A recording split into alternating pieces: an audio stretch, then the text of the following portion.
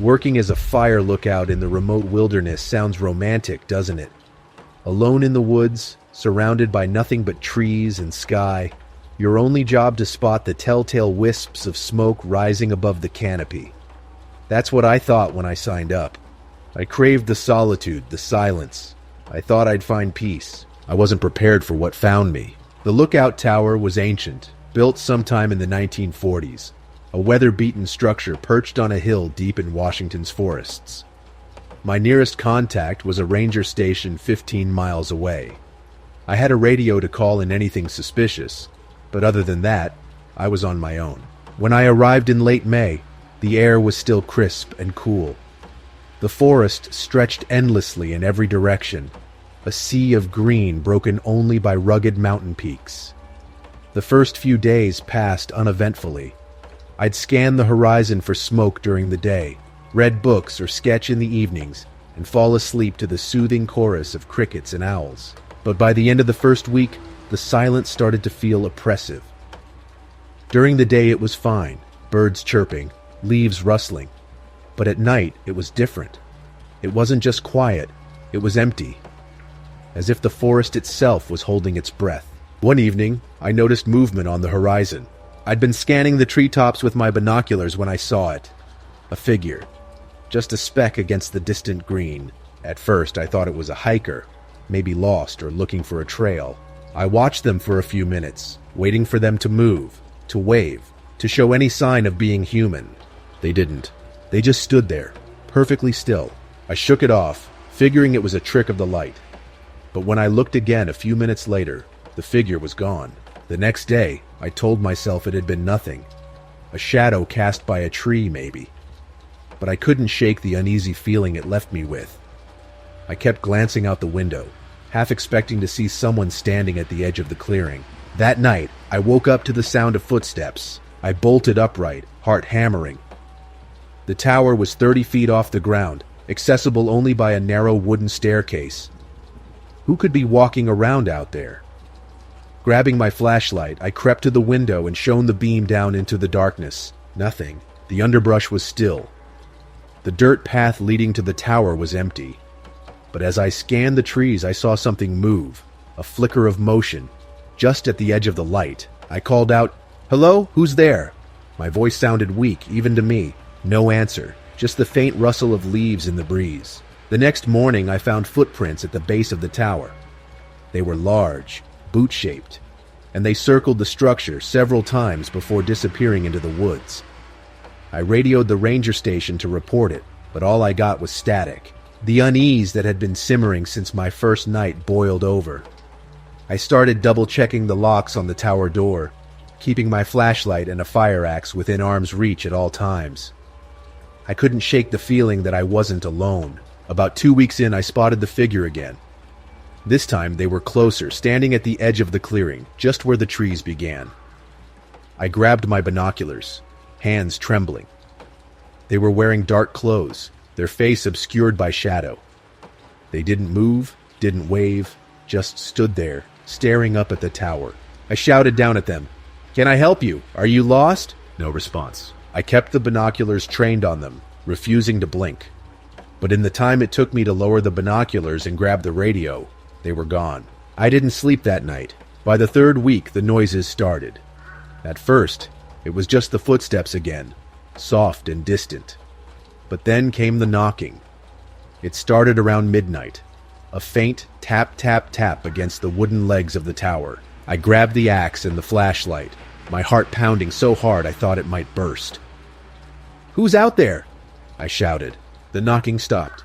Then it started again, louder this time, coming from the opposite side of the tower. It didn't make sense. How could someone move that quickly? I shone the flashlight down, but the light only revealed the empty clearing. The next day, I found claw marks on the support beams. Deep, jagged gouges that splintered the wood. They were far too high to be from any animal, and the pattern was strange, almost deliberate. By now I was barely sleeping, my nerves frayed to the breaking point. I called the ranger station repeatedly, begging for someone to come out and check on me, but every time the radio hissed with static. Then, on my final night in the tower, it happened. I was jolted awake by the sound of heavy breathing. At first, I thought it was a dream, but then I realized it was coming from the window. I turned slowly, dread pooling in my stomach. A face was pressed against the glass. It was pale, almost translucent, with hollow eyes and a mouth that stretched too wide.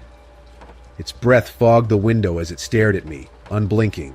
I screamed and grabbed the axe, swinging it wildly as I backed into the corner.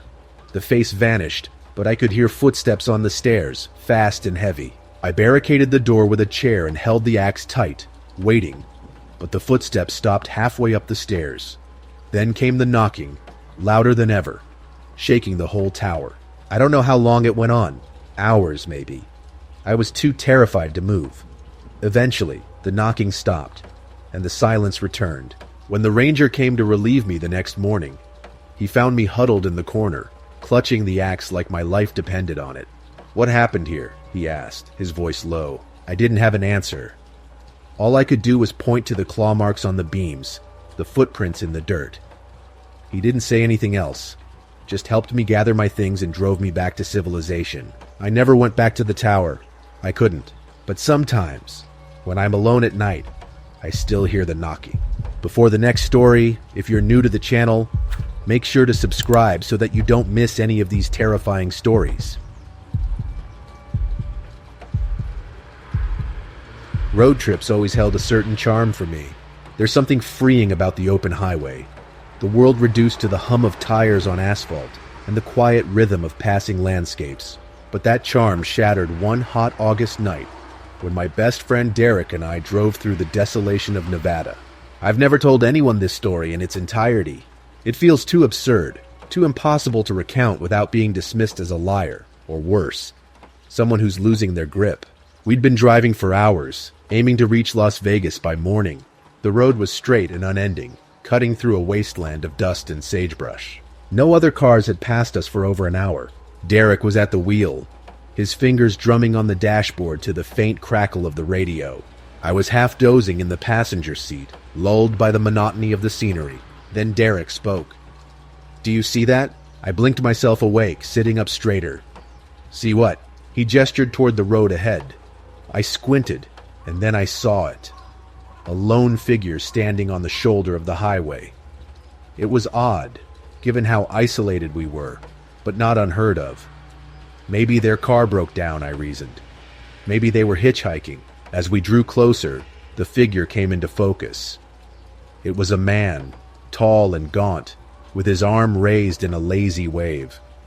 His clothes were dark and nondescript, and his face was pale, almost unnaturally so. I couldn't make out his features, but something about the way he stood, too still, too rigid, made my skin crawl. "We're not stopping," I said, my voice firm. "Wasn't planning to," Derek replied, but I noticed his knuckles tighten on the steering wheel. We passed him in a blur of headlights. I glanced at him as we drove by, and my stomach turned. His face, though still mostly obscured, was wrong. The proportions didn't add up. His eyes were too deep set, his mouth too wide, his skin stretched too tightly over his cheekbones, and he didn't turn to watch us pass. Instead, his head tilted at an unnatural angle, like he was already watching us before we got there. Derek must have seen it too, because he said nothing for a long time. The radio crackled with static, filling the silence with its eerie hiss. It wasn't until we'd put several miles between us and the figure that Derek finally spoke. "I've seen him before." I whipped my head around to look at him. "What are you talking about?" "At the last gas station," he said slowly, like he was piecing it together as he spoke. "I saw him standing by the pumps when we stopped to fill up." "That doesn't make any sense," I argued. "How would he get here?" Derek didn't answer, but his silence was enough to tell me he didn't have an explanation either. The hours dragged on. The desert swallowed us in its vast emptiness, and the figure lingered in my thoughts like a shadow I couldn't shake. Every so often I found myself glancing out the window, half expecting to see him on the side of the road again. Then, just as my nerves were beginning to settle, Derek hit the brakes. The car screeched to a stop, throwing me forward against my seatbelt. "What the hell are you doing?" I shouted, but Derek was staring at the road ahead, his face pale and drawn. There he was, the same man, standing dead center in the highway, arm raised in that same lazy wave. "Derek," I said, my voice trembling. "How is he here?" "I don't know," Derek whispered. For a long moment we sat there, the car idling, the man standing perfectly still. His eyes, if he had any, seemed locked on us. Derek threw the car into reverse, his hand fumbling with the gear shift. The tires squealed as we backed away, but the man didn't move. He didn't flinch, didn't react at all. And then, as if to defy every natural instinct, he smiled. It wasn't a friendly smile. It was too wide, his teeth too white, too sharp. It split his face in two like a gash, and I couldn't look away. Derek muttered something under his breath, prayers maybe, or curses, and slammed on the gas. We sped past him, swerving onto the shoulder to avoid hitting him, and for a moment, I thought it was over. But then I glanced in the rearview mirror. He was there, standing in the middle of the road, watching us. Only now he was closer. "Don't look back," I told Derek, my voice barely a whisper. "Just drive." We didn't stop until dawn, until the desert gave way to the outskirts of a small town. By then, our nerves were shattered, our voices hoarse from shouting at each other to keep going, not to stop. We parked outside a diner, and Derek killed the engine. Neither of us moved for a long time. Eventually, we worked up the courage to look at the car. There were handprints on the windows, smudged, ghostly impressions, as if someone had pressed their palms against the glass and dragged them down. We never talked about it after that. Not to each other, not to anyone. But sometimes, on quiet nights, I think about that smile and wonder how far he followed us, or if he ever stopped. Before the next story, if you're new to the channel, make sure to subscribe so that you don't miss any of these terrifying stories. Ryan and I had been together for 3 years when he suggested the camping trip. He called it a way to disconnect and get back to nature, but I knew he'd been watching too many survival shows. Still, I agreed. I wasn't an outdoorsy person, but Ryan loved the woods, and I loved Ryan. How bad could a weekend in the wilderness really be? The place he found was deep in the Appalachians. No official trails, just a hand-drawn map he'd found online and some GPS coordinates. He promised it was a hidden gem, a pristine spot by a stream, far away from the noise of other campers. "It'll just be us and the stars," he said. The drive was uneventful at first, though the roads got rougher the closer we got. Asphalt gave way to gravel, then dirt. By the time we reached the trailhead, it was late afternoon, and the forest loomed around us like a cathedral of ancient green. The air was cool and damp, filled with the earthy scent of moss and pine. "This is it," Ryan said, unfolding the map with a grin. We shouldered our packs and started walking. The trail, if you could even call it that, was overgrown and narrow, winding through dense underbrush. Every step seemed to take us deeper into a world untouched by time. I felt a growing unease as the trees pressed in around us, their branches arching like claws. I chalked it up to being out of my element. Ryan, on the other hand, was thrilled. After what felt like hours, we found the clearing. It was beautiful, I'll admit. A small patch of open ground by a babbling stream, surrounded by towering trees. As we set down our gear, something caught my eyesight, a structure hidden behind a curtain of moss and ivy. "Ryan," I called, pointing toward it. He turned and frowned. "What is that?" We approached cautiously. It was a cabin, old and weathered, its wood gray with age. The windows were dark, and the door hung slightly ajar. It looked abandoned, but something about it felt wrong. "Maybe it's a hunter's shack," Ryan said. "Or some kind of ranger station?" I didn't respond. The air around the cabin felt heavy, like the forest itself was holding its breath. I wanted to leave, but Ryan was already peeking through the doorway. "It's empty," he said, his voice echoing faintly. "Probably hasn't been used in decades." "Let's just set up camp," I said quickly, trying to steer him away. "We're losing daylight."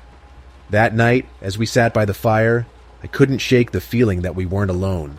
The cabin loomed in the shadows, its dark windows like empty eyes. Ryan didn't seem to notice, happily poking at the fire and talking about how we'd hike further upstream tomorrow. But as the hours wore on, the forest grew unnaturally quiet. No crickets, no rustling leaves, just an oppressive silence. I woke up sometime after midnight to the sound of footsteps. They were slow, deliberate, circling the tent.